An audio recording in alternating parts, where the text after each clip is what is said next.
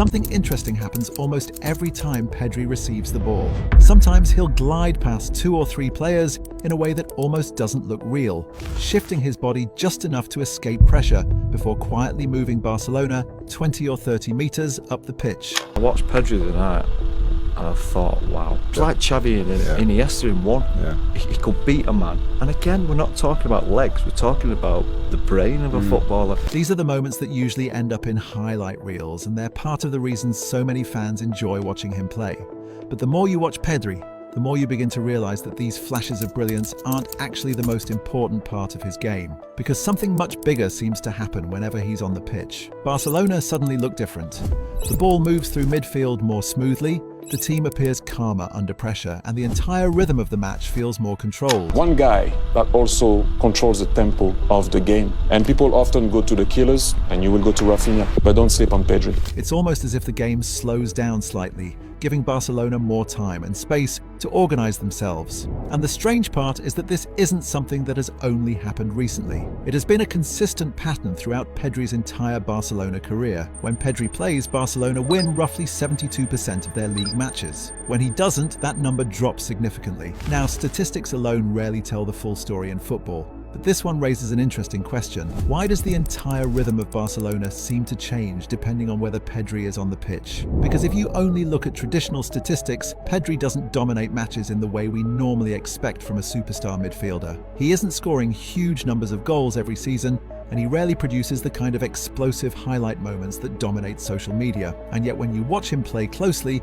the effect he has on the entire team becomes impossible to ignore. It almost feels like Pedri isn't just participating in Barcelona's football, he's quietly controlling the rhythm of it. Because at first glance, Pedri doesn't appear to dominate games in the way we might normally expect from a world-class player. He isn't scoring 25 goals a season like attacking midfielders often do. He isn't producing outrageous dribbles past 5 defenders that instantly go viral on social media. If you only check the statistics after a game, you might see a few key passes, a high pass completion rate, maybe an assist here or there, and then move on without thinking too deeply about it. But when you actually watch him play, something about the way he moves, passes, and positions himself begins to feel incredibly important to the entire structure of Barcelona's football. It's almost as if he isn't just participating in the game, he's quietly organizing it.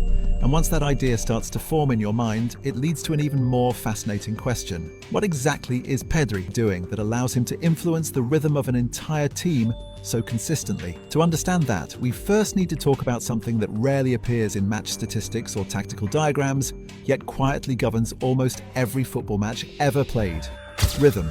Football, at its core, is a game of tempo. Every team operates at a certain pace, whether they realize it or not. Some teams thrive on chaos, pushing the ball forward as quickly as possible and relying on transitions, speed, and athleticism to overwhelm their opponents. Other teams prefer something very different. They slow the game down, dominate possession, and dictate exactly how the match unfolds. Barcelona have historically belonged to that second category. From Johan Cruyff's revolution in the early 90s to Pep Guardiola's legendary side 2 decades later, the club has always believed in one fundamental idea: if you control the ball, you control the game. What I learned here, everything starts with the ball and finish with the ball. So sometimes we forget that this is a game 11-11 with one ball.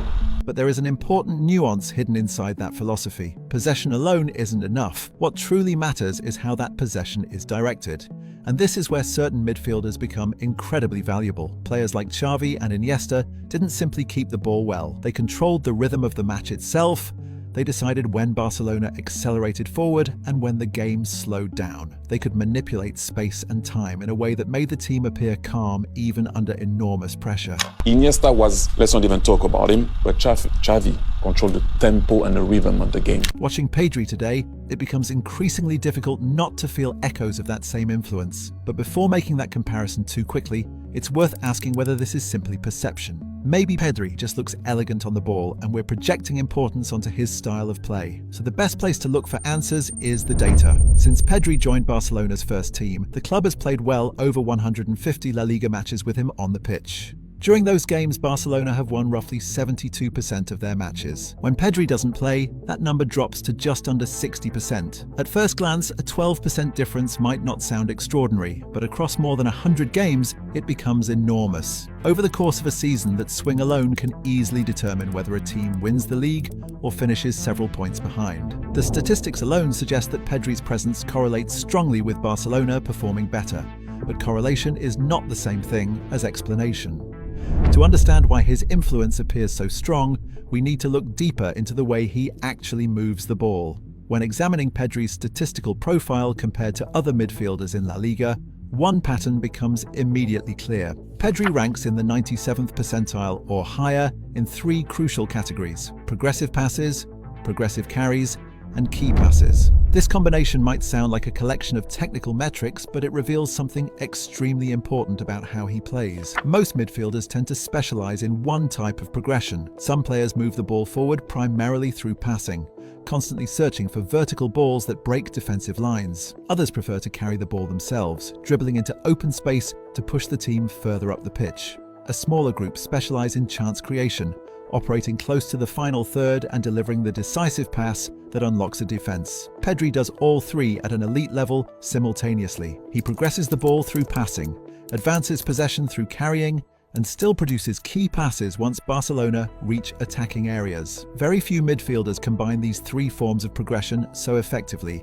and this immediately begins to explain why Barcelona's attacks often seem to flow naturally through him. Another layer of insight appears when we compare Pedri to other midfielders across Europe, using scatter plots that measure creativity against passing accuracy. Normally, there is a trade-off between these two qualities. Creative players like Kevin De Bruyne or Bruno Fernandes attempt extremely difficult passes that break defensive lines and create chances, but naturally those attempts reduce their pass completion percentages. Pass completion or something, it doesn't define me as a player because, you know, you can have 96% pass completion, but if I play sideways or backways or I didn't create anything or wasn't dangerous, what's the point? Pedri sits in an unusual position on this chart. He produces a high number of key passes per 90 minutes, yet his overall pass completion remains extremely high. In other words, he manages to create chances without sacrificing Barcelona's control of possession. That balance is crucial because Barcelona's philosophy has never been about reckless attacking. It has always been about maintaining control while gradually destabilizing the opponent. The second chart tells another fascinating story. When plotting progressive carries per 90 minutes against other midfielders, Pedri appears among the players who most frequently advance the ball through dribbling. This ability becomes incredibly valuable when opponents press aggressively. Instead of relying entirely on passing patterns to escape pressure, Pedri can simply glide past the first defender and immediately change the structure of the opposition. A small movement forward with the ball can suddenly transform a defensive situation into an attacking one. If you watch Barcelona closely, you'll notice this happening again and again. Pedri receives the ball under pressure, shifts his body slightly, carries the ball 10 or 15 meters into space, and suddenly Barcelona are advancing toward the opponent's half with ease. There is also another misconception about Pedri that the data quietly corrects. Many people assume he lacks physicality because he doesn't rely on explosive athleticism or aggressive tackling. However, statistically, he ranks around the 78th percentile for duels won among midfielders. This doesn't mean he dominates opponents physically in the traditional sense, but it highlights something more subtle about his game. He go fight also for this small guy, but he wins the ball back a lot. A lot because for about anticipation. Pedri wins duels through balance, anticipation, and positioning rather than brute strength. His ability to shield the ball and shift his body under pressure allows him to retain possession in situations where many players would simply lose it. Yet even all of these statistics fail to fully explain why watching Pedri feels so aesthetically pleasing. When fans talk about him, they rarely mention progressive passes or duel percentages. Instead, they say something much simpler.